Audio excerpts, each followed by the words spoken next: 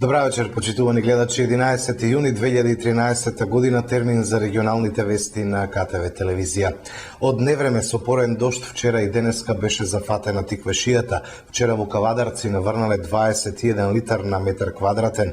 Прогнозата на метеоролозите е дека и утре не очекува нестабилно време. Стабилизација на времето се најавува за од недела. Во вчерашното невреме проследено со порен дожд, силни електрични празнења и ситен град, од кој беше зафатено Кавадарци и околината во два наврати, околу 15 часот и 15 минути и околу 17 часот. Наврнале 21 литар на метар квадратен. Од почетокот на годината досега е регистриран воден талок од 317 литри на метар квадратен. Статистиката на метеоролошката станица лоцирана кај средното општинско училиште Киро Спанџов Брков во Кавадарци вели дека минатата година во Кавадарци наврнале 286 литри на метар квадратен, а во 2011 година само 160 литри. Утре ќе биде умерено облачно и нестабилно со врнежи од дожд и грмотевици, ќе дува засилен северен и северозападен ветер. Максималната температура до 26 степени. Предпладне сончево, попладне нестабилно со локални врнежи од дожд и грмотевици ќе биде и во четврток. Температурата ќе достигне 29 степени. Вистински летни температури до 36 степени и стабилно време се најавува за од недела. Во делот тиквешијата, вчерашното невреме, врнежите од град обраа дел од грозието. Врнежите од дожд со град кои вчера попладне ја зафатија тиквешијата, пред време обраа дел од родот на земјоделските култури. Ова се фотографии направени по невремето во атарот на кавадаречкото село Бегниште, кое се наоѓа близу Тиквешкото езеро. Зрната од град беа поголеми од лешник и паѓаа некаде околу 5 минути. Еве видете, дел од зрната во гроздовите се веќе оштетени на лозите. Штетите од невремето допрва ќе се утврдуваат, ни рече младиот Боре Клинчаров кој ги направи овие фотографии. Освен во Бегниште, врнежи од град се регистрирани и во атарите на неколку други села во Кавадаречко и Неготинско.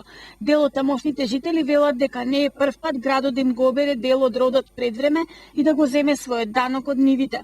Денес сите погледи повторно беа свртени кон небото и во Тиквешко повторно паѓаше дожд, проследен со грмотевици. Земјоделците велат дека земјоделството е фабрика на отворено и затоа стравуваат за своето земјоделско производство. Наместо еднаш годишно, од сега секојдневно граѓаните од општините Велес, Чашка, Градско и Лозово за своите проблеми ќе можат да бараат решенија преку интерактивна веб страна на Фондацијата за локален развој и демократија Фокус. Тие на овој начин ќе можат директно да учествуваат и во донесувањето на одлуките на општинските совети. На оваа интернет страна граѓаните ќе ги добиваат потребните информации од животот во урбаната или руралната заедница, ќе даваат своји предлози, ќе гласаат и за оние што општинските совети ќе ги прифатат, ќе следат како се реализираат. Се надевам дека ова ќе биде доволен поттик сите општини да работат потранспарентно и да ги вклучат граѓаните во донесувањето на одлуките кои се од големо значење за нив, рече извршниот директор на Фондацијата Фокус Весна Шкортова. Транспарентната општина полесно ќе се справи со корупцијата, рекоа од UNDP, кои што го финансираат овој проект, мотивирајќи ги граѓаните за поголемо учество и следење на работата на општините. Овие општини се чекор понапред и секако со поддршка на Фокус, тие успеа да воспостават еден систем каде што ќе можат да даваат предлози за нивно подобро функционирање, рече веде постојаниот представник на UNDP во Македонија Алесандро Фракасети. Задоволни сме што сме меѓу првите општини кои го воспоставија овој систем на интерактивен однос на општината со граѓаните. Како лидери во децентрализацијата и понатаму ќе се трудиме да го задржиме тоа ниво во секој сегмент од работата на општините, рече Славчо Чадиев, градоначалник на Велес. Соработката на општината со невладините организации, меѓу нив и со Фокус, лани ни овозможи преку проекти да обезбедиме 250.000 евра кои ни помагаа и во делот на поголемата транспарентност или отвореност кон граѓаните. Особено сме заинтересирани за вклучување во тој дел од помладите граѓани во нашата општина. Неспоредлив е животот во урбаната со животот во руралната локална заедница, рече градоначалникот на општина Чашка Горан Чопанов. Во изминатиот 5-годишен период со Фондацијата Фокус преку јавни расправи ги утврдивме приоритетите на граѓаните. Од оваа веб апликација очекувам многу поголема соработка со помладите жители на општината. Ги очекувам нивните идеи и предлози со кои поактивно ќе се вклучат во процесот на транспарентна општина, рече градоначалникот на Градско Жанета Чаушева.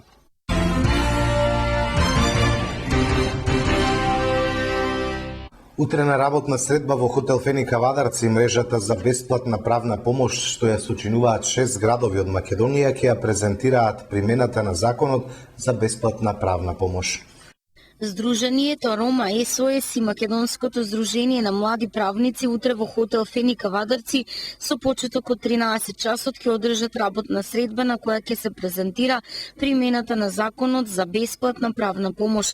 Работната средба е активност на мрежата за бесплатна правна помош која ја сочинуваат 6 здруженија од градовите Струмица, Скопје, Штип, Куманово и Битола, поддржани од Фондацијата Отворено општество Македонија.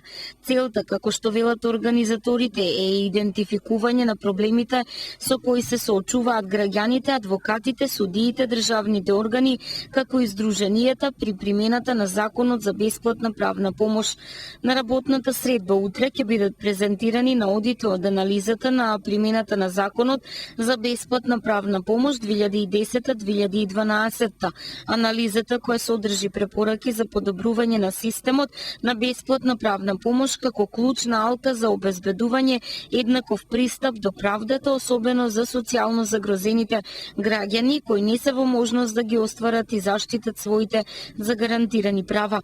Работната средба е дел од пошироката јавна дебата на национално ниво за проблемите со кои се соочуваат граѓаните при примената на законот и утврдување на насоките за идна реформа која ќе овозможи нивно надминување и воспоставување на систем кој ќе го гарантира еднаквиот пристап до правата за сите граѓани.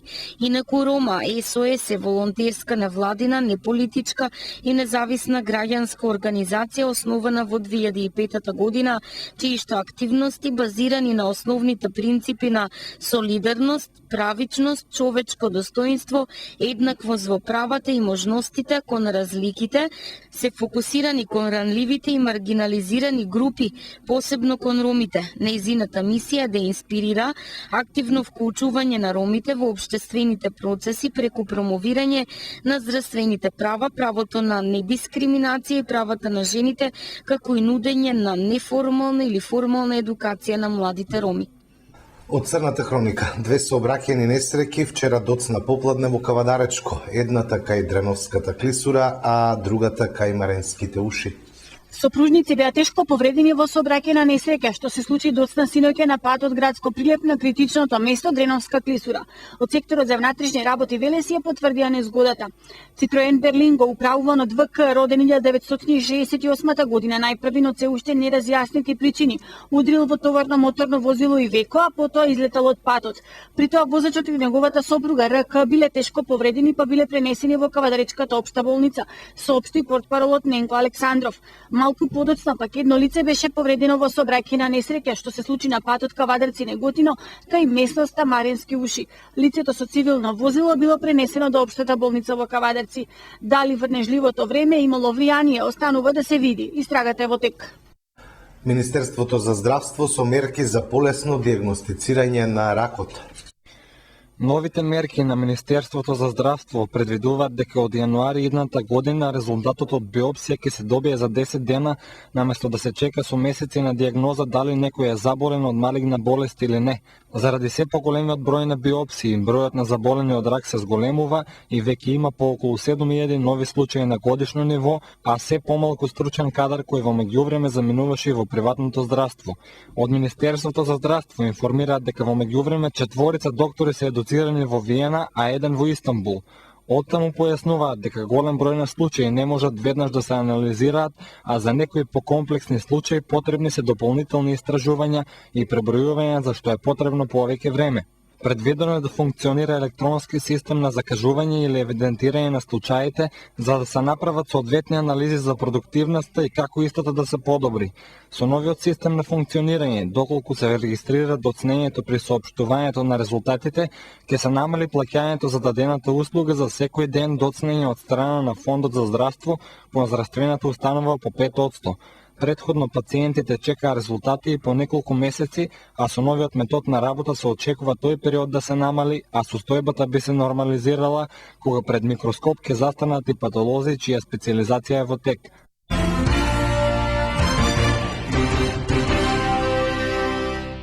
Денеска матурантите го полагаа вториот изборен предмет од испитот државна матура. Во средните училишта во Македонија денеска од 10 часот започна полагањето на вториот изборен предмет од испитот државна матура. Тестирањето по странски јазик или математика, односно естетика или филозофија, траеше 3 часа. Како и во минатите години, помал е интересот за математика отколку за странските јазици. Кај странските јазици с големен одзив има за англиски и германски, а намален за француски и руски јазик. Матурантите од училиштата на уметностите за изборен предмет ги имаа филозофија и естетика. За 50% има помалку пријавени за филозофија. Годинава за државна матура се пријавени вкупно 19.289 кандидати. Во саботата тие го полагаа првиот дел од испитот, задолжителниот предмет мајчин јазик и литература. Тестирањето го наблюдуваа околу 2000 тестатори. Првите резултати се очекуваат за 1 месец. Незадоволните кандидати имаат можност за приговор, кој како и лани ќе чини 1000 денари. Матурантите кои нема да ја положат државната матура или ќе положат само еден предмет во јунскиот испитен рок имаат втора можност на следниот рок на 13 август мајчин јазик и на 15 август изборниот предмет. Годишната е 6-та генерација која полага државна матура од нејзиното воведување. Тоа е услов матурантот да се запише на факултет. Неготинци се дел од меѓународен фестивал во Бугарија. Неготинци се дел од меѓународен фестивал во Бугарија. 20 членови на културно-уметничкото друштво Ацо Ѓорчев од Неготино, неколкумина угостители и занаетчии, како и административци од Неготино, се дел од меѓународниот фолклорен фестивал Граѓански средби на збратимени градови, а деновиве во рамките на проектот гостуваат во Попово, Бугарија. Соработката ја координира одделот за локален економски развој на општина Неготино. Од таму велат дека на средбите на збратимени градови во Попово, покрај Македонија ќе присуствуваат и Италија, Полска и Романија. Ова е значаен проект за Неготино, од кој што очекуваме поголема соработка, како и размена на искуства и ставови, додаваат од одделот за локален економски развој. Директорката на Центарот за култура Ацо Ѓорчев Неготино, Мирјана Јованова, во чиј склоп работи културно-уметничкото друштво Ацо Ѓорчев, нагласува дека е голем успех што културно-уметничкото друштво е дел од еден меѓународен проект. Нашите фолклористи ја имаат приликата да разменат искуства, знаења, но и да го представат македонскиот фолклор, кој е воедно и амбасадор на нашата земја. Учесниците за Попово заминаа на 8, а се очекува да се вратат на 13 јуни. Синоќа во Домот на културата Мирка Гинова во Демиркапија гостуваа дечињата од детскиот фестивал Ластарчиња. Беа представени песничките од првото издание на фестивалот. На 6 март оваа година во Кавадарци за прв пат се одржа детскиот фестивал Ластарчиња, на кој што учество зедоа околу 80 деца на возраст од 5 до 14 години.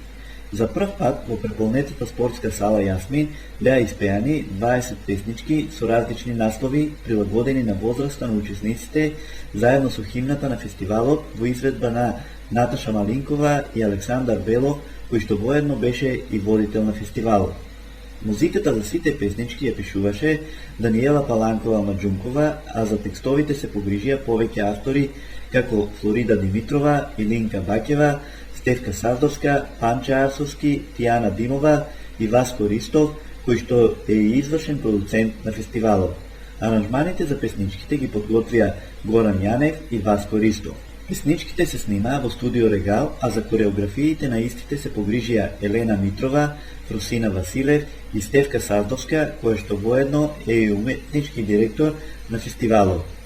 Медиумски покровител на фестивалчето е КТВ телевизија, на која што редовно може да се следат сите активности на учесниците на фестивалот Ластарчиња. Како маркетинг менаџер на фестивалот се појавува Панче Арсовски, кој што воедно ги весели и смее лицата на децата, а го препознаваат како кловнот Панчелито.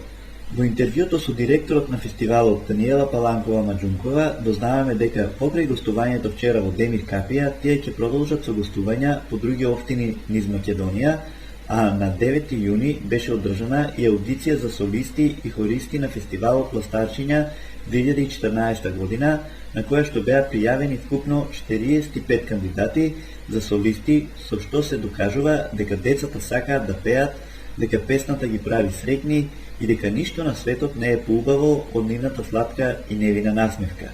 Затоа фестивалот Ластарчиња во 2014 година ќе има 2 фестивалски вечери на кои што ластарчињата ќе пеат, ќе се забавуваат и дружат со уште многу нови рефрени. Исто така се надеваме и дека песничките ќе ги исполнат срцата на многу деца и дека со песна и игра децата ќе го минуваат своето детство, а нам ќе ни биде многу драго што можеме да бидеме дел од нивната среќа.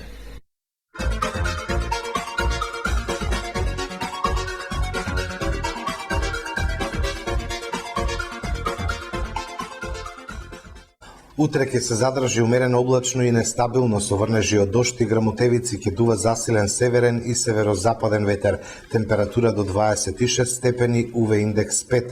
Синоптичарите најавуваат стабилизирање на времето од недела со пораст на температурите. Информацијата за времето беше последна во вечерашното издание на вестите. Имајте пријатни мигови со нашата програма.